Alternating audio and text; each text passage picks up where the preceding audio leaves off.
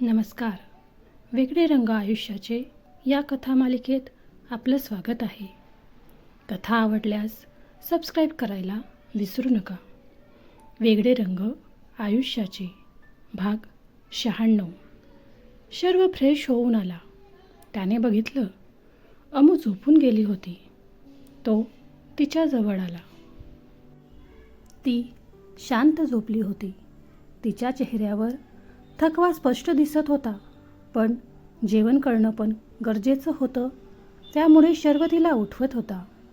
अमेया, उठ, जेवण करून पुन्हा झोप.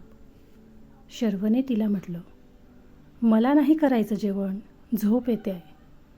अमू डोळे बंद करूनच म्हणाली, अगं बाळासाठी खावं लागेल ना थोडं.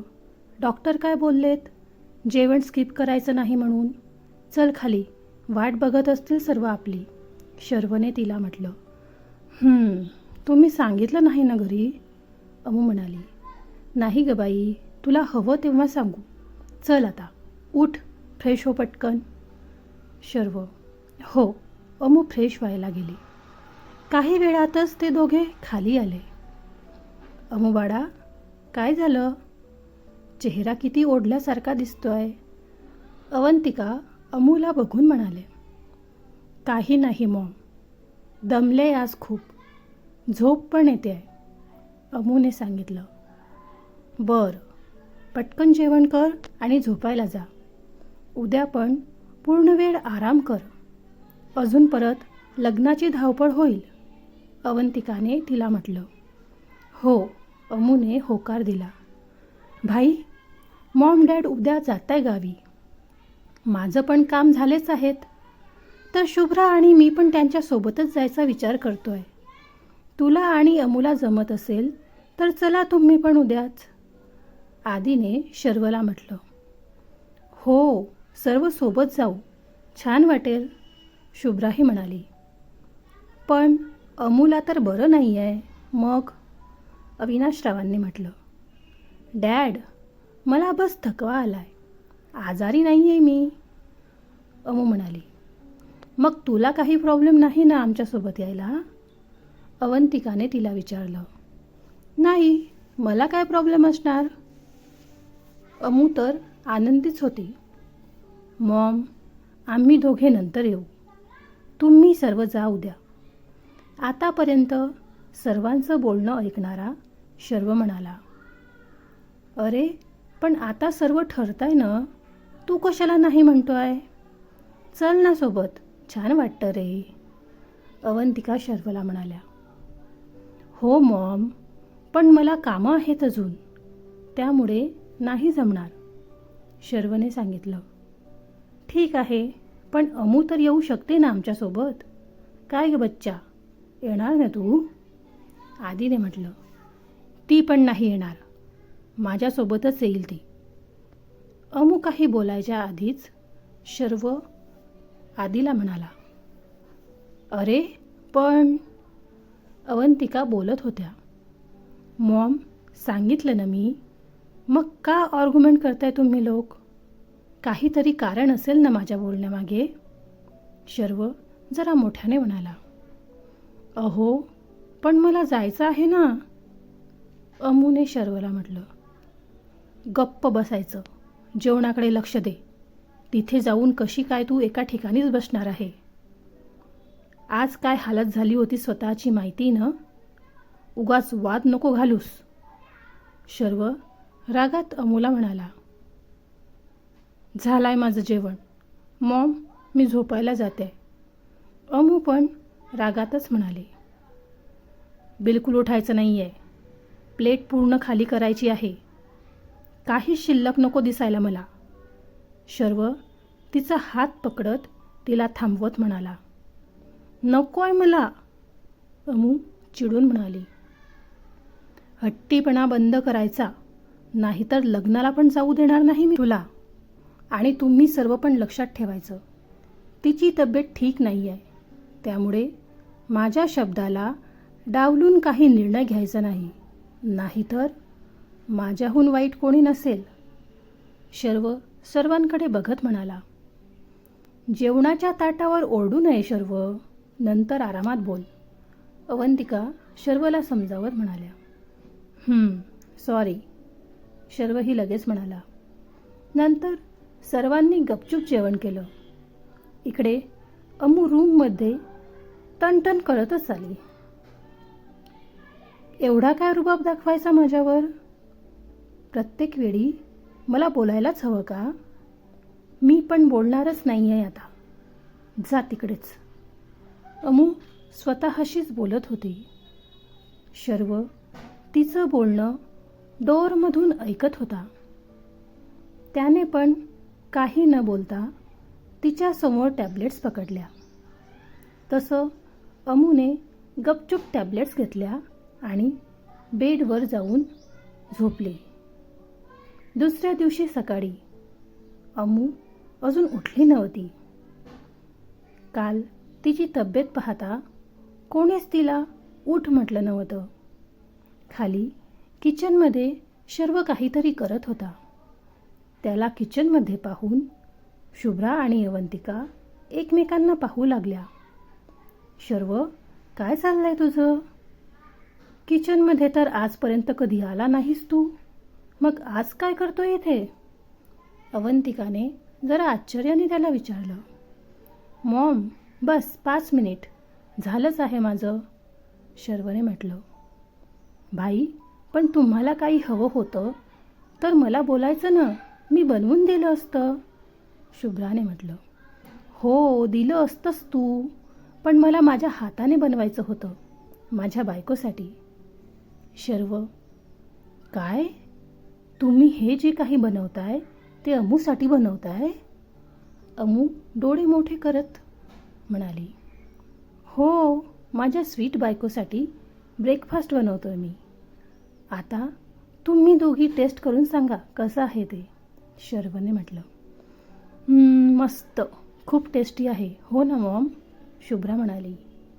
हो, छान आहे, पण जिच्यासाठी एवढी मेहनत घेतोय ती आहे कुठे? अवंतिकाने विचारलं. झोपल्या आहेत मॅडम अजून, मी आता उठवतो तिला. शुभ्रा, छान कॉफी करून दे ना, तिला आवडते तशी. आणि मावशी प्लीज हे सर्व आणून द्याल का जरा वेळाने आमच्या रूममध्ये, शर्व म्हणाला. हो, मावशीनेही होकार दिला. ओके, झालं माझं, मी उठवतो तिला, शर्व असं बोलून रूममध्ये निघून गेला. त्याला जाताना पाहून, मॉम, भाई आज काही वेगळंच वागताय ना, म्हणजे त्यांना असं कधी बघितलं नाही. खूप खुश पण वाटताय. तुम्हाला काय वाटतं, शुभ्राने अवंतिकाला म्हटलं. हो, खुश तर दिसतोच आहे तो, थोडा पण चिडला नाही आज तो, नाहीतर कायम कपाळावर आठी असते त्याच्या, अवंतिकाही म्हणाल्या. काही झालंय का विशेष, शुभ्रा विचार करत म्हणाली. आता ते तर ते दोघं सांगतील तेव्हाच कळेल. चल बाई, अमू मॅडमचा नाश्ता तर तिच्या नवऱ्याने तयार केला, आपल्याला आपल्यासाठी बनवावं लागेल, आपल्याला कोणी बनवून देणार नाही आहे, अवंतिका म्हणाल्या. असं थोडी ना आहे मॉम, मी बोलू का डॅडला? डॅड पण लगेच काहीतरी बनवतील तुमच्यासाठी प्रेमाने, शुभ्रा अवंतिकाला जरा चिडवत म्हणाली. हो, शहाणी, चल बोलू नको जास्त, अवंतिका शुभ्राला म्हणाल्या. तसं शुभ्राने गोड स्माईल केली. इकडे शर्व रूममध्ये गेला. त्याने बघितलं अमू अजून पण आरामात झोपली होती.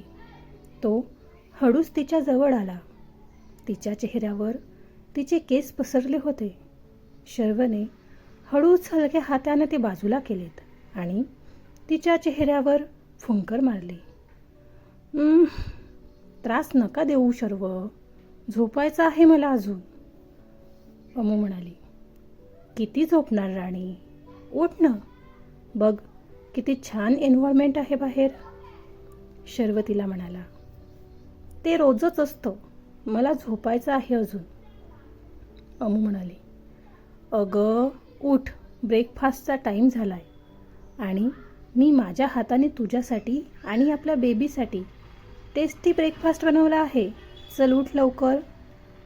शर्व, माझ्यासाठी की बेबीसाठी, अमूने विचारलं. अरे, तू आणि बेबी काय वेगळे आहात का? वेडी. चल उठ लवकर. शर्व अमूला उठवत म्हणाला. मला इथेच हवा ब्रेकफास्ट. अमूने म्हटलं. हो मॅडम, इथेच मिळेल, पण आधी फ्रेश तर होऊ नये. मावशी आणत असतील सर्व, पण जा फ्रेश होऊ नये आधी. शर्वने तिला म्हटलं. हो. अमूने स्माईल करतच होकार दिला. अमू फ्रेश होऊन आली तोपर्यंत नाश्ता पण आला होता रूममध्ये. अमूने ते सर्व बघितलं आणि ती आनंदातच शर्वजवळ आली. शर्वने बाहेर बाल्कनीमध्ये साधीशी पण छान अरेंजमेंट केली होती. सर्व काही नॅचरल. अमूला खूप आवडलं ते. वा, खूप मस्त. किती छान वाटतं इथे. आवडलं मला. पण हे सर्व केव्हा केलं तुम्ही? मला कळलं पण नाही. अमू खाली घातलेल्या बैठकीवर बसत म्हणाली. झोपेच्या पुढे दिसतं तरी का काही तुला जे कळेल. शर्व तिला म्हणाला. आता टोमणे मारणार आहात का तुम्ही मला? अमूने म्हटलं. नाही नाही, ते तर असंच निघून गेलं तोंडातून. चल सुरू कर लवकर, गार होईल नाही तर सर्व. शर्वने तिला म्हटलं. हो, तुम्ही पण खा. अमू त्याला म्हणाली. हो, आवडलं. अमू चव घेऊन खात होती ते बघून शर्व तिला म्हणाला. हो, खूप टेस्टी आहे. काय आहे म्हणजे? नाव काय आहे या डिशचं? मी फर्स्ट टाईम खाते आहे. मला आवडलं. अमूने त्याला म्हटलं. आणि बेबीला? शर्वने विचारलं. आता मला आवडलं म्हणजे बेबीला पण ना. तुम्हीच तर म्हणालात बेबी आणि मी वेगळी थोडी आहोत. अमू त्याला म्हणाली. चल लवकर फिनिश कर सर्व. शर्वने तिला म्हटलं. अहो ऐका ना, आपण पण जाऊया ना सर्वांसोबत गावी. सर्व राहतील, किती मज्जा येईल. मला जायचं आहे ना. अमूने त्याला म्हटलं. नाही, डॉक्टरांनी चेकिंगला बोलावलं आहे परत. विसरलीस का? आणि तुला घरी अजून सांगायचं नाही आहे प्रेग्नन्सीबद्दल. मग तुझी काळजी कशी घेतली जाईल तिथे?